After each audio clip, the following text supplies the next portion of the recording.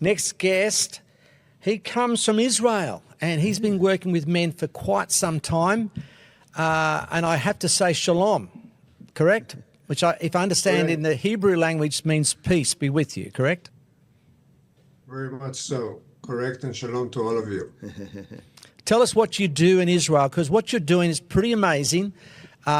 You've got a national men's health line, the only one of its kind in Israel, and you're helping men, particularly those going through the trials associated with the whole family law systems, which seem to actually, unfortunately, it's been a Western disease which is now exported right around the world. We heard from India, we're hearing from Nigeria. What's it like in Israel, Benny? Well, it's more or less the same. It's a tough issue to get people to acknowledge and persuade. It's a kind of a counterintuitive story, I think, when men have it tough and when men are in distress and need support, and either of the systems or just the general public. And I've started working with men who are abusive and violent towards their spouse almost 30 years ago, and I've done that for 10 years. But I constantly heard from them when I was doing anger management groups as a clinical social worker. I was constantly hearing that, Benny, it's okay that the judge has sent me here, but why isn't my wife in the next room? I mean, she was also, before I pushed her, she threw her cell phone at me, and she just needs anger management as I do. Why is my wife never called in? Mm. And I thought that's a kind of a concrete question. And when I was young in the career, I used to bring it to supervision, and I was told, Benny, no, tell him not to talk about his wife. Tell him to talk about himself. It's a projection. But after I've heard that about 50, 100, 150 times, I started digging more into it. And my PhD was my first academic research in Israel about women's abuse and violence towards a male partner. Mm. And then that was 10 years ago, I founded together with other women social workers, By Your Side, which is the organization that you're talking about, where we help men who find themselves under parental disputes, parental alienation, the bias of the welfare and the court system. And so it's been already over 10 years that we've been doing this work in Israel. And I'm in my position, both as a psychotherapist and an academic researcher. I know the situation, and we're trying also to influence policy, but it's very difficult. It's always an uphill climb. Yeah, no, look, Benny, that's it sounds like you're doing some great work there. I'll just say about the organization, we're basically serving like 3,000 men a year. Wow. And we live off a few funders, but mainly men who pay for their services. It's also tough because the men who approach us are usually quite limited in their resources. Mm. We're fighting like hell for government resources and funding, not much success. Yeah. And in Israel, women's organizations that historically have been very strong, and we've just lately asked from the Parliament and the government to give a kind of a transparent report of how much money goes to women's organization and how much goes to men's organization. I think it's a tough question for them to answer, and I won't be surprised if it's single digits whatever goes to men's organization. Mm. So, like I said before, for the time being, we're over 10 years in our activity, and we find it very tough. And we are seen as a kind of what you call it, like a red sheet in the eyes of the policy makers, and we're usually treated with a lot of suspicion. Mm. And just as the same as my book, I mean, I've written my book called The Other Side of the Pain: Men Living with an Abusive Female Partner. It came out in Hebrew this year, and hopefully I'll have it done and translated to English by early summer. And first chapter was just 10 examples of men I've seen in my clinic, because most people, unless they know, like people like we do, unless they've came across a situation of a man in such a predicament and position, usually they would ask me, no, I don't get it. She hits him. What's the story? And they would start laughing and make funny out of it. And so I've just basically started with 10 examples of what was it like, even when there's no physical violence. Just emotional abuse that could, tear somebody's life apart, let alone false allegations or things like that could bury a decent father for 4 or 5 years until he comes out of it. So that's my book. And that my book is very critical because also a chapter about policemen, judges, and social workers that are the main systems who deal with men and fathers. And they're very biased, and it's known in the research, it's known empirically that men in the welfare systems are secondary clients. Basically, the whole system is usually positioned and in the mindset of women. And when men come up with issues, they usually don't know how to handle it. And the truth is that few therapists even know how to talk to men because it's a different type of talk than talking to a woman, which is because psychology is supposedly a more feminine kind of sphere. Men need help. Men feel no less than women, but very few therapists, unfortunately, know how to talk to men because it's also a certain type of skill. Yeah. I think we had an earlier guest, Rob from Better Blokes or Blokes Advice, and they say men don't like to feel talked down to.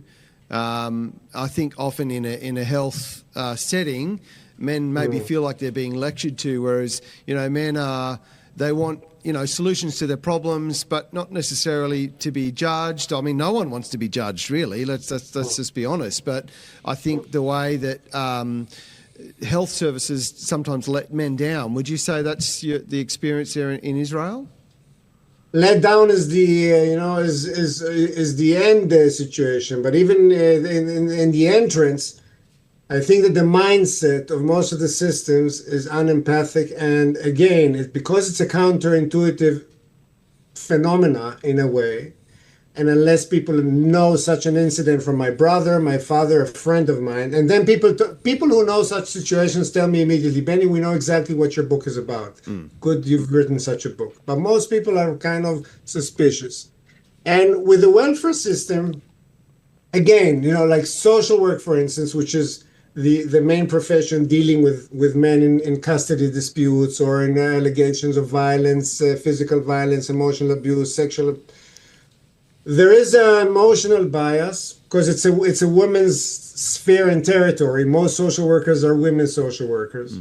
And there's a lot of intuition and feminist ideology, like radical feminist ideology in the pool. And although the empirical research since the mid-70s in national surveys in the United States have shown that the prevalence of offending an intimate partner are not that different between men and women, depends on the survey and the questions and the questionnaire, etc. It's very difficult for professionals to cling and to hook up and to accept the empirical research and to change their mindset. So obviously men many times are disappointed or feel pushed away or feel unempathic. And again, I've just lately I've came across a father who's not a good enough father. He's a very good father.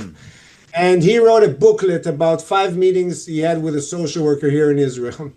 And he says that in the third out of 5 meetings, he started telling her about the serious emotional abuse that he's been exposed to in his marriage. The social worker didn't ask him one question, one clarifying question, didn't mention it in the report to the court. And we can all imagine that if you change the gender of this story, a woman coming to a social worker telling her about a serious emotional abuse from a father and it not getting one question, let alone being mentioned in a report to the court, is basically it's professional malpractice. Yeah. What's happening with men and fathers. So to your question, the answer is yes. Yeah. Benny, just getting back to this stats, I've done I'm happily married. My wife's put up with me for 50 years. She should get a gold medal.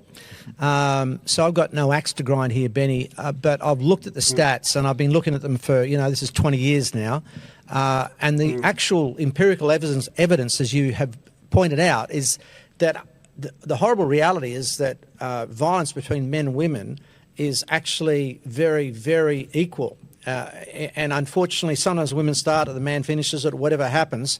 But the bottom line is that there's often two sides to it. You've got to also allow that there's oftentimes there's drugs and, alcohol involved in these situations. There's also situations where there's porn involved, et cetera, et cetera. So, you've got these other situations that are, if you like, inflaming these aggravations and these situations. I've in my own life, you talk about your own personal experience. So I grew up in a broken home, great mum, great dad, they just couldn't get on. But I've never saw my dad, they're both passed on now, they're in a better place, thank God.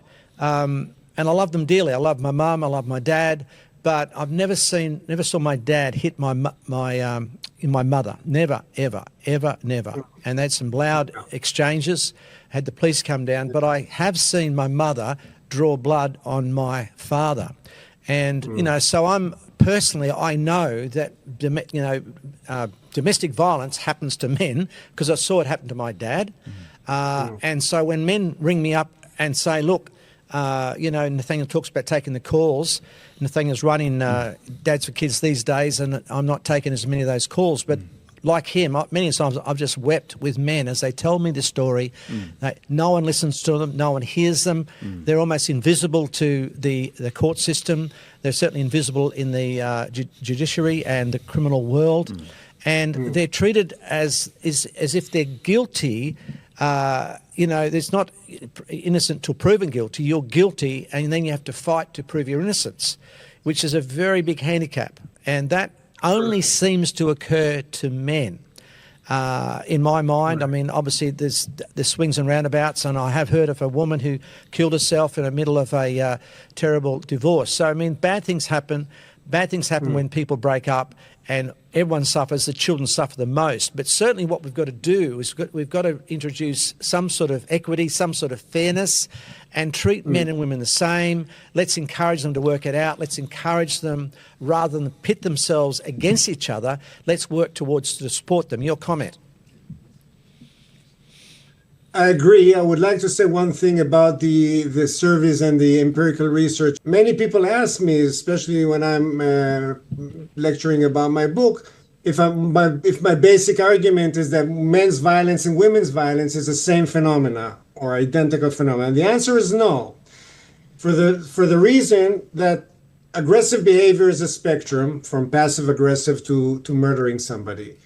And at the very harsh end of the spectrum, men are known to be more murderous, more frightening, and more physically injurious. But, and it's a big and important but, most parental disputes are not at the harsh end of the spectrum. They're usually emotional and verbal, and if there's any physical violence, it's usually moderate of pushing and shoving, and not anything threatening and alarming. And this is where the most of the characteristics of men's and women's violence are pretty similar in the predictors of what will make a child behave in an aggressive or become a victim in a romantic relationship in adulthood, the motivations, the personality disorders that predict it. So there's much more similarities than differences, but it's not an identical issue. And there's also obviously more macro social issues with women. For instance, in the Jewish Orthodox community or the Arab community in Israel, it's tougher for a woman to come out of an abusive relationship than it is for a secular woman in Tel Aviv, for instance. So culture can make barriers harder and tougher for women still, but in the home and behind closed doors, it's usually the much of it is pretty similar, and we should treat